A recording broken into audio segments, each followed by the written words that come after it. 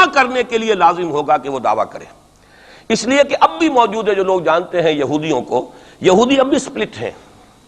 ان میں جو زیادہ مذہبی طبقہ ہے وہ زائنسٹ نہیں ہے، بلکہ وہ ان سے اختلاف کرتا ہے.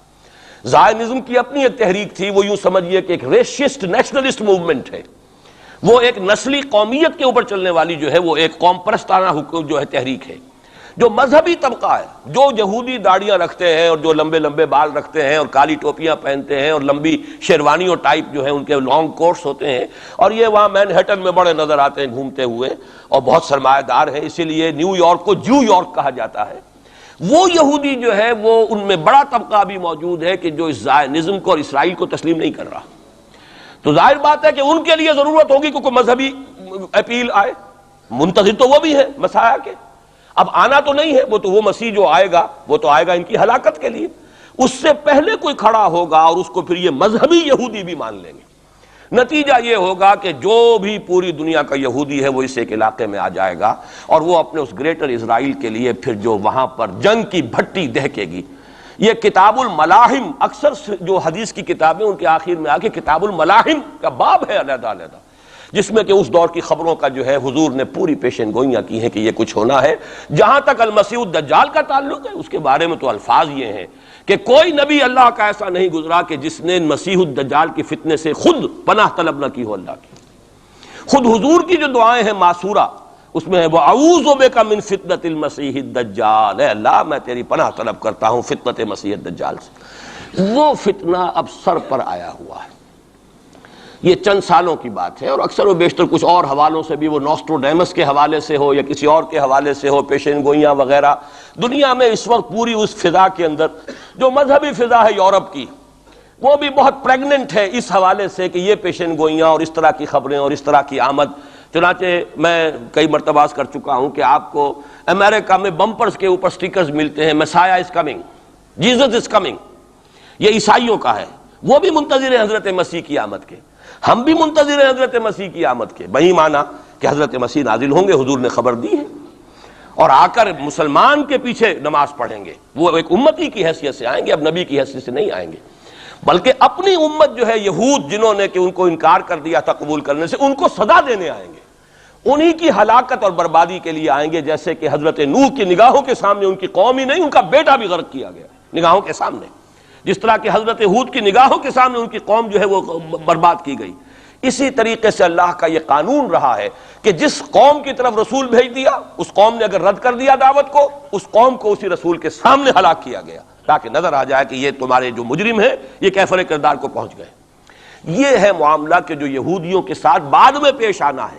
اس کے بعد تو پھر وہ اسلام کے غلبے کا دور آ جائے گا، لیکن اس سے پہلے مسلمانوں پر شدید ترین عذاب کا دور آ رہا ہے.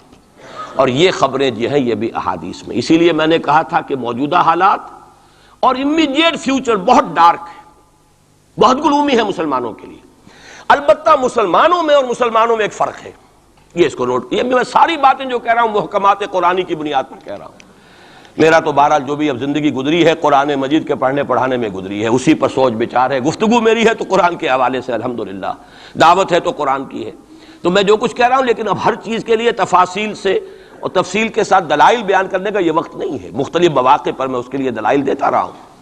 لیکن نوٹ کر لیجئے، میں نے اسی مسجد میں ایک دفعہ ہیومن جیوگرافی کا لفظ استعمال کیا تھا کہ یہ جو تاریخ انسانی ایک جغرافیہ بھی ہے.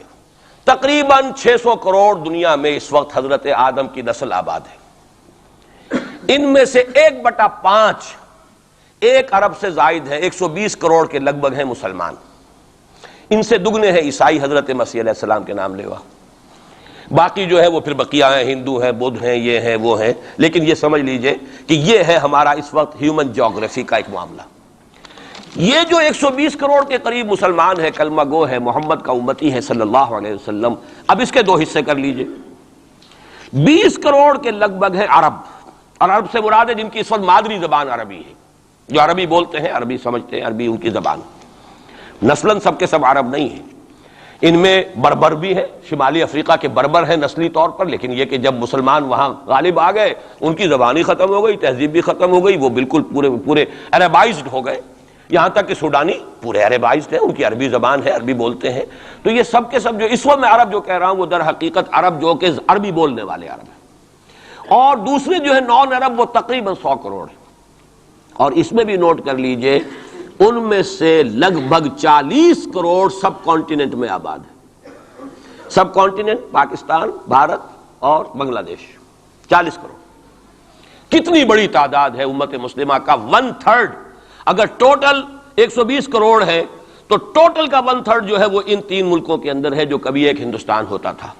اسی لیے میں اس کے لیے لفظ استعمال کرتا ہوں بر عظیم پاک و ہند. اس میں 40 کروڑ کے قریب مسلمان. بہرحال اس میں جو تقسیم ہے اذرو قرآن وہ 2 کی ہے، امیین اور آخرین. یہ قرآن کی اصطلاحات ہیں. سورہ جمعہ میں هو الذی بعث فی الامیین رسولا منہم، ایک امیین ہیں جن میں سے خود حضور تھے عرب، آپ کی زبان عربی اور انہی کی زبان میں قرآن نازل ہوا. نوع انسان را پیام آخری حامل رحمت للعالمین. وَكَذَلِكَ أَنزَلْنَاهُ قُرْآنًا عَرَبِيًّا لَعَلَّكُمْ تَعْقِلُونَ. لَعَلَّكُمْ تَعْقِلُونَ میں تو مخاطب نہیں ہوں، میری زبان تو عربی نہیں ہے. لَعَلَّكُمْ تَعْقِلُونَ میں کون مخاطب ہے؟ وہ جن کی زبان عربی ہے. ان لوگوں کو اللہ نے رتبہ زیادہ دیا، فضیلت دی.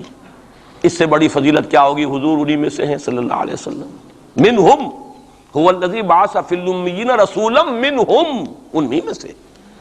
پھر یہ کہ ان کی زبان میں اللہ نے اپنا کلام نازل کیا. فضیلت بھی بڑی ہوئی، لیکن فضیلت جہاں بڑی ہوتی ہے ذمہ داری بھی زیادہ بڑی ہوتی ہے. اور زیادہ بڑی ذمہ داری والا آدمی کوتاہی کرتا تو سزا بھی زیادہ بڑی ہوتی. تینوں چیزیں جو ہے لازم و ملزوم ہیں. جن کے درجے ہیں سوا، ان کی سوا مشکل ہے. درجہ سوا ہے، بلند ہے، ذمہ داری بھی زیادہ ہے، کوتاہی ہوگی تو سزا کی بھی زیادہ مستحق ہو گئے.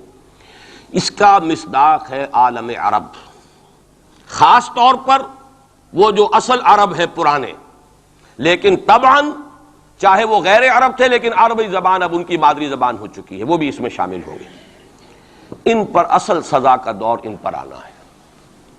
اور ایک عجیب بات ہے، انہی پر اصلاً ایک سزا کا دور پہلے بھی آیا تھا. یہ سیکنڈ ٹائم ہے. جیسے کہ بنی اسرائیل کے بارے میں آیا ہے وَقَضَيْنَا إِلَىٰ بَنِي إِسْرَائِيلَ فِي الْكِتَابِ لَتُفْسِدُنَّ فِي الْأَرْضِ مَرَّتَيْنِ وَلَتَعْلُنَّ عُلُوًّا كَبِيرًا. بنی اسرائیل کے لیے بھی ہم نے طے کر دیا تھا کہ 2 مرتبہ تم سرکشی کرو گے اور ہمارے عذاب کے کوڑے تمہاری پیٹھ پر برسیں گے.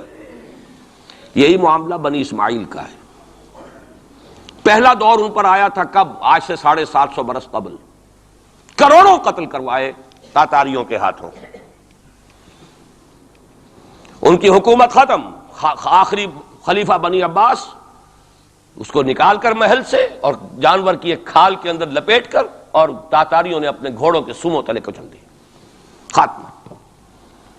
اور پھر انہی تاتاریوں کو اسلام کی توفیق دے دی، اسلام کا جھنڈا ان کے ہاتھ میں تھما دیا ہے. آیا فتنہ تاتار کے افسانے سے پاسماں مل گئے کعبے کو صنم خانے سے. اس کے بعد کچھ عرصے رہا معاملہ ہسپانیہ میں عربوں کا.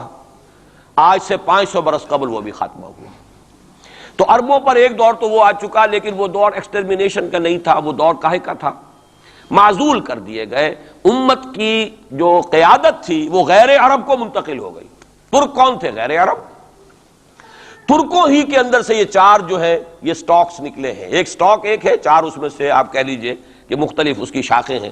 ترکان تیموری ہندوستان میں آ گئے، ترکان صفوی ایران میں آ گئے، ترکان سلجوقی مڈل ایسٹ میں رہے بہت عرصے تک، اور پھر ترکان عثمانی کا تو کہنا ہی کیا ہے.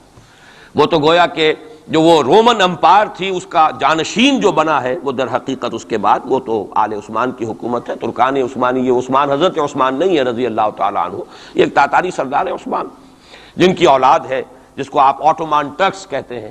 اور یہ پھر سلطنت جو ہے آٹومان گریٹ آٹومان کنگڈم جو کہ اب ختم ہوئی ہے اس صدی میں. پہلی یہ جو صدی ہے اس کی ابتدا میں پہلی جنگ عظیم کے بعد اس کا خاتمہ ہوا ہے. اس کا بس صرف ایک سمجھیے کہ نشان ترکی کی شکل میں رہ گیا ہے، باقی وہ گریٹ امپائر جو تھی ختم ہوئی. اسی کے ریمیننٹس بوسنیا میں بیٹھے ہوئے ہیں جن کے اوپر اس وقت ظلم ہو رہا ہے. انہی کے جیورجیا میں بیٹھے ہوئے. جیورجینز تو ہیں بھی اصل میں ٹرک، نسل ٹرک ہیں. بوسنینز جو ہے ٹرکس نہیں ہیں، لیکن یہ اسی زمانے میں اسلام لائے تھے جبکہ یہاں پر آل عثمان کی حکومت قائم ہوئی تھی اور پورا مشرقی یورپ جو ہے وہ ترکان عثمانی کے زیر نگین تھا. بہرحال یہ ایک سزا کا دور جو ہے وہ تو آ چکا. دوسری سزا اور سختر سزا کا دور اب آ رہا ہے. اس کا آغاز گلف وار سے ہو چکا ہے. جیسا کہ میں نے عرض کیا ٹائم ٹیبل کوئی نہیں دیا جا سکتا، خبریں موجود ہیں، اس کے بعد یہ ہونا ہے، یہ ہونا ہے، یہ ہونا ہے، اور 8 اقساط میں ہم ندائے خلافت میں وہ مضمون شائع کر چکے ہیں، جس میں احادیث میں زیادہ تر سنن ابی داؤد کی روایات ہیں، بڑی تفصیل موجود ہے، اور یہ ہے مجھے بھی پسند نہیں، آپ کو بھی پسند نہیں، اور پسند نہ ہونے کی وجہ سے زبان پر ہم نہیں لاتے، اسی وجہ سے لوگ جو ہے ناواقف ہیں۔ یہ سارے ممالک حدیث میں موجود ہے کہ مسلمانوں کے ہاتھوں سے نکل جائیں گے، جنہیں یہودی گریٹر اسرائیل میں شامل کرتے ہیں۔ شام سارا، عراق سارا، مصر کا ڈیلٹا جتنا علاقہ زرخیز ہے اس کا جو بھی اچھا علاقہ ہے سارا، شمالی حجاز کا علاقہ سارا، یہاں تک کہ حدیث میں تو آتا ہے کہ مدینے کے دروازوں تک پہنچ جائیں گے، لیکن مدینے میں داخل نہیں ہو سکیں گے، اللہ تعالیٰ خصوصی حفاظت فرمائے گا۔ لیکن یہ کہ مدینے کے دروازے، اب مدینے سے اوپر کتنا حجاز کا علاقہ ہے، عرب کا، سعودی عرب کا، ترکی کا بھی مشرقی علاقہ جو ہے، یہ سارا موجود ہے، احادیث کے اندر موجود ہے۔ تو یہ بڑی تلخ بھٹی آنے والی ہے۔ لیکن دوسری بات جو میں عرض کرتا رہا ہوں، اب اس کے حوالے سے آئیے اس روح عرضی پر، اچھا یہ بات بھی سامنے رکھ لیجئے، یہ کیوں ہے سزا؟ سزا اس لیے ہے کہ ہم نے اسلام سے بے وفائی کی، سیدھی بات ہے۔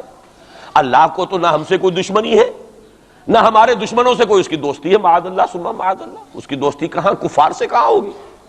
نبوکدنضر کے ہاتھوں بنی اسرائیل کو پٹوایا تھا اگر، تو کیا نبوکدنضر سے دوستی تھی اللہ کی؟ اور کیا اسرائیلیوں سے اور یہودیوں سے کوئی دشمنی تھی؟ ان کو تو غرہ یہ تھا کہ نحن ابناء اللہ واحباؤہ، ہم تو اللہ کے بیٹوں کے مانند ہیں، ہمیں تو آگ بھی نہیں چھو سکتی، لن تمسنا النار الا ایاما معدودات، آئے گی بھی تو چند دن کے لیے چھوئے گی، ہمیں فوراً نکال لے گا اللہ، ہم تو اس کے بیٹوں کے مانند ہیں، چہیتے ہیں، ابراہیم کی نسل سے ہیں، ہم سب محمد کی نسل سے نہیں ہیں صلی اللہ علیہ وسلم۔ وہ تو صرف سادات جو بھی ہیں، سچے سادات ہیں یا بنے ہوئے سادات ہیں، وہی دعویٰ کر سکتے ہیں نا کہ وہ حضور کی نسل، اور وہ بھی نسل کیا ہے، حضور کی تو نہیں ہے، وہ تو حضرت علی کی نسل ہے، نسل بیٹی سے تو چلتی نہیں ہے، وہ تو بیٹے سے ہی چلتی ہے۔ حضور صلی اللہ علیہ وسلم کی اصل نسل جو ہے وہ تو اللہ تعالیٰ نے چلائی نہیں، وہ تو حضرت ابراہیم کا بھی انتقال ہوا ہے، اور اس کی اپنی جگہ پر ایک حکمت ہے، وہ اس وقت میرا موضوع نہیں ہے۔ تو ہم تو نسل نہیں ہے محمد کی صلی اللہ علیہ وسلم، کم سے کم میں تو نہیں ہوں، لیکن وہ یہودی تو کہتے ہیں ہم ابراہیم کی نسل ہیں، سب کے سب، تو انہیں تو یہ غرہ ہونا جو ہے، یعنی معلوم ہوتا ہے کہ وزن ہے ان کی بات میں، نحن ابناء اللہ واحباؤہ، وہ ابراہیم جسے خلیل اللہ قرار دے رہا ہے اللہ تعالیٰ، میرا خلیل ہے، واتخذ اللہ ابراہیم خلیلا، جسے امام الناس قرار دے رہا ہے، انی جاعلک للناس اماما، جو ابو الانبیاء ہے، جس کی نسل میں سینکڑوں نبی آ گئے، اس کی جب ہم اس کی اولاد ہیں تو اللہ کے ہاں ہمارے ساتھ تو پریفرنشل ٹریٹمنٹ ہوگا۔ یہ ان کو غرہ تھا، یہی ہمیں۔ لیکن جان لیجئے جب انہیں پٹوایا، جب قرآن مجید نے کہا فَلِمَ يُعَذِّبُكُم بِذُنُوبِكُم، ایسا ہی تمہارا غرہ ہے، تم اللہ کے چہیتے ہو تو اللہ تمہیں کیوں سزائیں دیتا رہا ہے؟ نبوکدنضر سے کیوں پٹوایا، رومن سے کیوں پٹوایا، اس صدی میں جرمنوں سے کیوں پٹوایا، لاکھوں کی تعداد کے اندر؟ معلوم ہوا کہ اللہ کا معاملہ جس قوم سے بھی ہے، کووننٹ ہے، وہ میثاق ہے ہمارا اللہ کے ساتھ، میثاق قرآن ہے ہمارا، ان کا میثاق تورات تھی، پکڑو اس کو، خذوا ما آتیناکم بقوۃ، پکڑو اس کو مضبوطی کے ساتھ جو ہم نے تمہیں دیا ہے، اگر اس سے بے وفائی کرو گے تو ہم سے کوئی تعلق نہیں، بلکہ تم مجرم ہوگے اصل۔ باقی لوگوں کے پاس تو کتاب ہے نہیں، شریعت ہے نہیں، دین ہے نہیں، ان کو تو پہنچانا تمہارے ذمہ تھا، تم تو ان کو کیا پہنچاتے، خود اس سے بے وفائی کر بیٹھے ہو، لہذا ساری دنیا کی گمراہی کی ذمہ داری بھی تمہارے کندھوں پر ہے۔ یہ ہے وہ جرم جس کی بنا پر سزا ملے گی، سزا کے مستحق ہیں ہم، اور ہم میں سب سے بڑھ کر عرب ہیں جن کی مادری زبان عربی ہے، جن کو صرف نحو پڑھنے کی ضرورت نہیں قرآن سمجھنے کے لیے، وہ تو از دل خیزت بر دل ریزت، براہ راست کمیونیکیشن قرآن سے ہو رہی ہے، وہ بے وفائی کریں تو ظاہر بات ہے مہا مجرم وہ ہیں۔ لیکن پھر غیر عرب مسلمانوں میں اس وقت روئے ارضی پر سب سے بڑی مجرم قوم 10 کروڑ مغربی پاکستانی ہے۔ یہ میں ڈنکے کی چوٹ کہہ رہا ہوں اور بہت عرصے سے کہہ رہا ہوں، اس لیے کہ ہم وہ لوگ ہیں کہ جنہوں نے اسلام کے نام پر ملک بنایا، کوئی ملک دوسرا دنیا میں اس وقت اسلام کے نام پر نہیں بنا۔ ہم وہ لوگ ہیں پاکستان بنانے کے لیے لاکھوں جانیں مسلمانوں کی کلمہ گوؤں کی گئیں اور ہزاروں عصمتیں لوٹیں، اور نہ معلوم کتنی مسلمان لڑکیاں اور عورتیں جو ہے رہ گئیں پھر بھی ہمیشہ ہی سکھوں کے پاس، اور وہ آئی نہیں پاکستان اس اسلام کے نام پر۔ اور کیا کیا ہے ہم نے؟ 46 برس ہو گئے، اس کہاں اسلام ہوا؟ لہذا اس سے بڑی مجرم قوم عربوں کے بعد ہم یہ کہہ سکتے ہیں ہمارا عام آدمی قرآن نہیں پڑھتا، قرآن جانتا نہیں، ٹھیک ہے، اپلی ہے کچھ نہ کچھ، اس اعتبار سے ان کے بعد نمبر ہمارا ہے، لیکن باقی پوری دنیا کے